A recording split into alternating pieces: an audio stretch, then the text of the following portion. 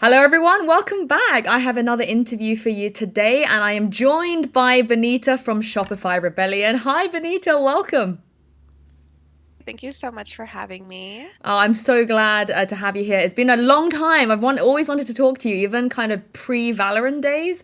We'll get into that in a bit. But first of all, I wanted to ask you because it's been a while now since you guys qualified for the Game Changers LAN, since you played the last series of the year domestically in North America. What have you been up to? Have you guys managed to catch a break? Have you been prepping? What's life been like?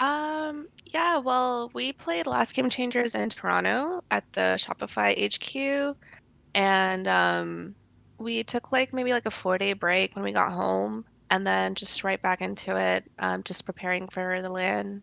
So we've been practicing since. Oh wow. Well, how have you been practicing? I guess because I know for this land, obviously, a lot of the maps and agents are going to be the same. Harbor's not going to be coming into play, Yeah. so I guess that makes your preparation a little bit easier. Yeah, actually, we were like really excited for Harbor. Oh. Yeah, we were actually playing him until we realized like, oh, we're not going to be able to use him. But yeah, we were excited for him. We thought we were going to be like the first land to be able to showcase the new agent, so we just kind of assumed he would be available. But since it's like a global event, they kept it like um, on all the like since all the regions played on a different patch, they just or on the same patch, they wanted to keep the same patch like for the LAN.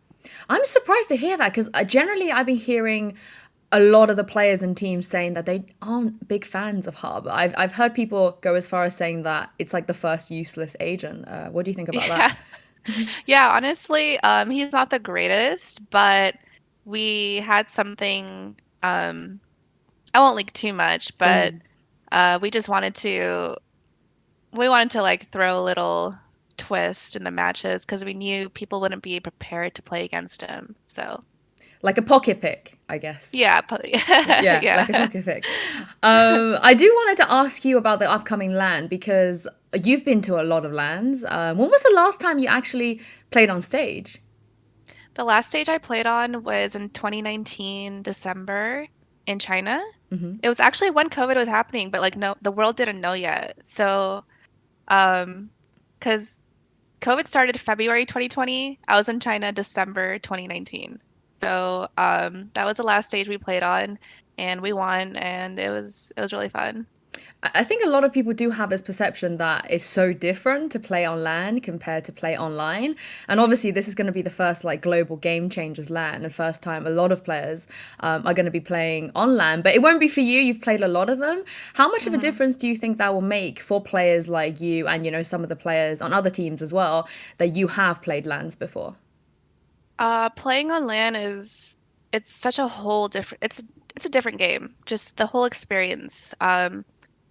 And it's definitely like some sort of advantage for us who have a lot of experience because a lot of these newer players are going to be experiencing things that they've never felt before within themselves. Whether it comes to, like within with it, which is like nerves, anxiety, the pressure, the lights on your in your face, cameras around you, background noise, and then also other things within the game, like playing on a new setup, not, at the comfort of your own home in your pajamas. There's just so many little things that like add up to playing on land. That's going to be really different. Do you in that case, do you feel like some teams who have been really good online across the other regions, maybe in your own region, do you expect a drop in performance perhaps on LAN? And I do. similarly, okay, and similarly, do you feel like your personal performance and the likes of the G2 Goes and Girls, do you feel like we're going to see an increase of performance because of that? I think G2 Gozen has a powerhouse, like the trio LAN powerhouse. They've been doing it together for so long. They definitely will have like an increase in like the vibes and the performance and everything. Um, as for everyone else, like, you know, yes, I do have a lot of experience, but my team is really new. So, within competing and the experience that they have. So, honestly, I think it's gonna be like a really, really even. playing field, and it's going to be really exciting to see the results. How do you kind of try and extend your experience to your teammates? Obviously, like you said, the new you got a couple of kind of cracked youngsters. How do you think they're going to perform, and how will you try and help them to kind of get used to that environment? Because this tournament is not very long. You don't have that period of like warming into it on stage. You got to kind of go straight in there. Yeah, it's a double limb just bracket. There aren't many chances. We get like a couple BO3s, if you drop to lowers and that's it, like one BO3, that's it. But yeah, I mean, I've been sharing my experiences with them, and I think they've been picking up on little things, like for example, being unified in person is really important. Head to toe, every morning, match day, we're together. Um, breakfast, team breakfast, mandatory, all these little things. These are all like team chemistry things that are really important. And just yeah, just being unified together is just really, it will translate to the game. So these are little things that I've been like sharing with them, like what I used to do on my old teams, things like that. So Hopefully, I think it'll make a difference. It's going to be very exciting to be able to see you guys. Now, I wanted to quickly talk to you about the kind of nitty gritties of the tournament and of other teams and so on. Obviously, you guys are coming out of your region. You are seeded already. I think maybe you could have like a good idea of who you might go up against. But like you said, double elimination. Are there mhm. any teams that you really, really want to go up against before the tournament ends? I really want to play a Seed and White on LAN. I think it's the Ah, okay. matchup that everyone's gonna be watching out for, and it's gonna be a really, really good one if it does come through with the bracket. And how do you think that will go? Because, the historical record doesn't look so good for you guys, unfortunately, this year, even though you come I so mean, close every time. we did beat them last Game Changers. Like we lost in finals by 1 round in like all the maps, but we beat them in the upper bracket. It's not impossible. They aren't like, the community puts them on such a pedestal. Like, yeah, sure, you've won every Game Changer, deserved to have that recognition, but we beat them before. It's not impossible. And on LAN, it's going to be even more of a like just even playing field. So, Do you see the LAN as almost like a reset, as in, all the other results, even from other regions, don't really matter because, like, you've never oh, played against each other, 100%. right? Yeah. 100%. I think you can win every Game Changer online, but if you lose the LAN, like, I mean, if you don't, if you win every Game Changer online and you don't win the LAN, like I don't think any like I honestly wouldn't know what to say. Like that's just, I think that happened in the NBA with um there was like a team who won like everything, but then they lost. I think it was like Golden State or something. I don't know. I'm not sure exactly, but yeah, the LAN will like dominate all performances. So Does that take the pressure off of you guys? Because, like you said, people are kind of putting, I would probably say G2 and C9Y on the pedestal, even though that guild have done really well recently. I do think the narrative is very much like, oh, we want to see G2 play C9Y. These are the two teams we're expecting to win. So, what do you think about that narrative? I mean, yeah, it's really normal and like for that narrative, like they've won all the events online. Um, but LAN, anything can happen. It's going to be a lot of people's first LAN. And yeah, honestly, I don't care that the community says that, to be honest. Um, so I yeah. think a lot of people will be surprised because I've been watching all of the game changers everywhere, and I could not Hmm. even tell you who I think is gonna win. It's Yeah, you can't really judge. I feel like when they haven't, like, you guys haven't played against the Japanese team, for example, and they've not played against the EU team. It's a whole thing, 100%. which Yeah. I'm very excited for.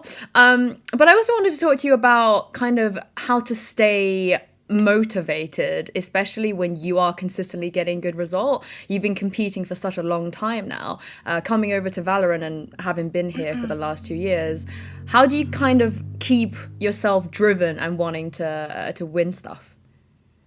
Um, like throughout my career, like I've gotten this question a lot, and it's always the same answer. It's always that I simply love playing and I love what I do. Um, I started from a time where it was never about money. I started playing during the time where it was just a hobby for everyone. Gaming was just a hobby for literally everyone. And yeah, we had tournaments that, made it more fun, but those tournaments were not $100,000. They were not $500,000. These were just really small community-driven tournaments to keep like the competitive aspect of the game going.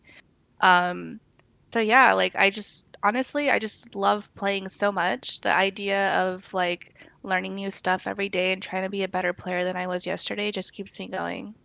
How would you compare your love for this game to CS, for example? Because obviously you've played CS for a lot longer than Valorant. Yeah.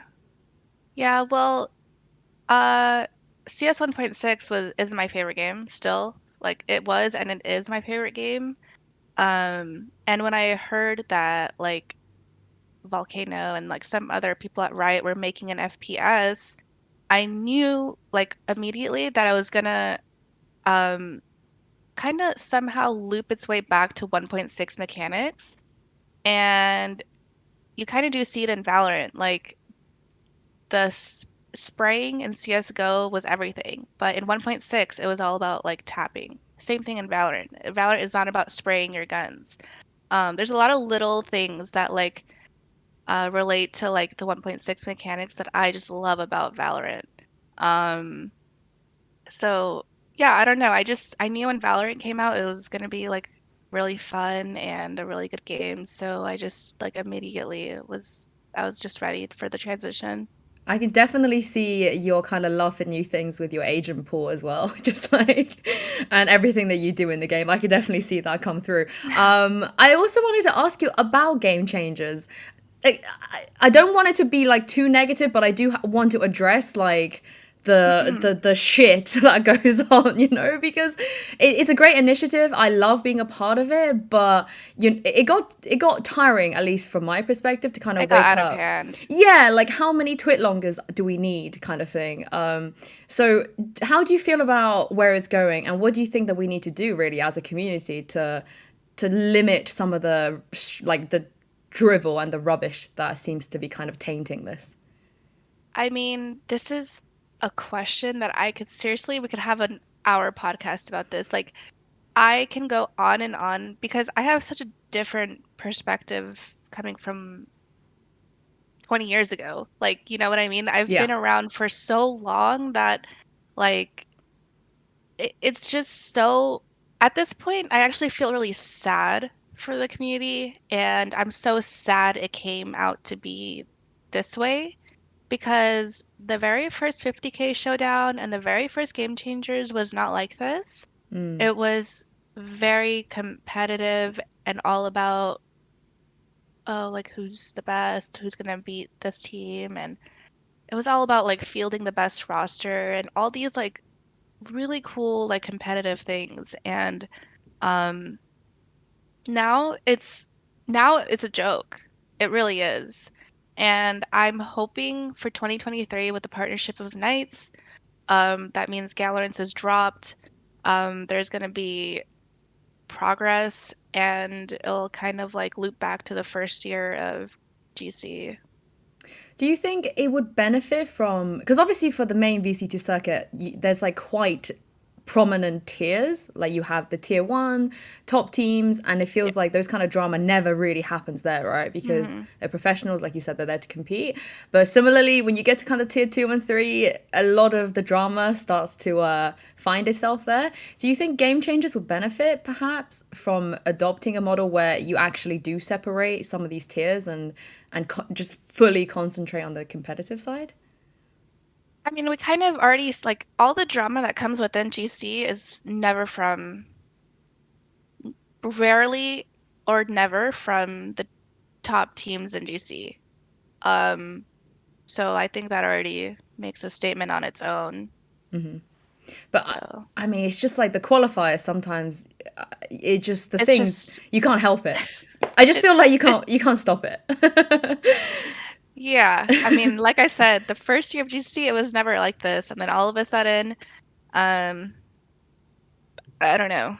I don't know.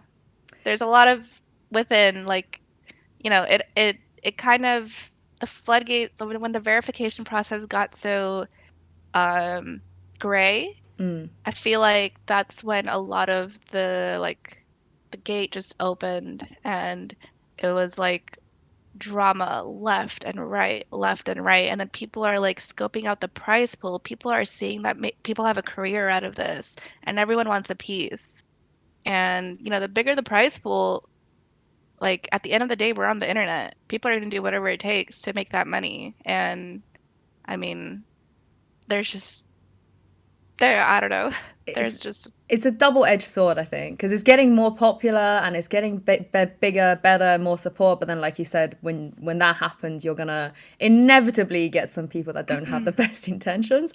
yeah. But on a positive note, though, because I do feel like, at least I also came from sort of other backgrounds in esports, and I never saw a scene flourish, especially for women and marginalized genders, in terms of opportunity, the way that GC has. Would you agree with that? Do you feel like this initiative has been able to give more people kind of realistic opportunities? Oh, 100%. Right. It's done such an amazing job funding the circuit and producing the content and, you know, something I've never experienced until like GC and Riot was um taking the player out of the game and making them more of a human. All the content they produce is has nothing to do with like Valorant. It has more to do with what the player in the game like is as a human. And that's just the best part of it because a lot of the time it's so easy to go on VLR. It's so easy to just watch on Twitch and be like, shit, shit, shit, this player is shit. Just another shitty player, like all these like they don't like relate like it's hard for the community to like put like human and player into like the one bubble.